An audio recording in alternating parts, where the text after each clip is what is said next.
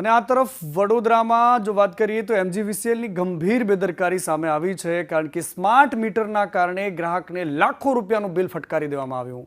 ગ્રાહકને 7.81 લાખ રૂપિયાનું બિલ ફટકાર્યું છે. 4 મહિના પછી ગ્રાહકને લાઇટ બિલ મળ્યું છે. આ સમા વિસ્તારમાં રહેતા ઉષાબેનની કહાની છે કે જેમને 4 મહિના બિલ આવે, 4 મહિના પછી બિલ આવે છે.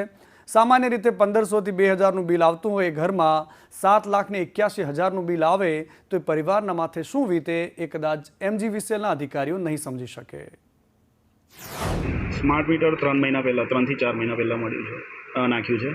અને પહેલાં અમારું એવરેજ બિલ આવતું 1500 થી 2500 રૂપિયા, અને આજે અમને 3 થી 4 મહિના પછી આ બિલ મળ્યું છે. એ મને સવારે રિમાઇન્ડરથી હજુ બિલ નથી મળ્યું, અને સવારે બિલમાં રિમાઇન્ડર આવ્યો હતો કે બિલ આટલું પે કરવાનું 7,81,000 આવ્યું. એના પછી મને લાગ્યું કે આ ખોટું બિલ છે, એટલે મેં એમજીવીસીની સાઇટ પર ચેક કર્યું તો ત્યાં પણ મને એ જ જાણકારી મળી કે એ જ બિલ છે. અને એના પછી મેં કસ્ટમર કેરમાં કોલ કર્યો તો એ લોકોએ કીધું કે આ જ બિલ છે તમારું. તો મેં કીધું આ ખોટું બિલ છે, મારું એવરેજ આટલું આવતું હતું ને આટલું કેમ. તો એ લોકોએ કમ્પ્લેન લીધી છે. હવે કમ્પ્લેનનો જવાબ શું આવે છે એનો વેઇટ કર્યો. શું લાગે છે આ 7 લાખ બિલ આવીને કેવું લાગ્યું? આમ તો ખોટું જ છે, આટલું આવું જ ના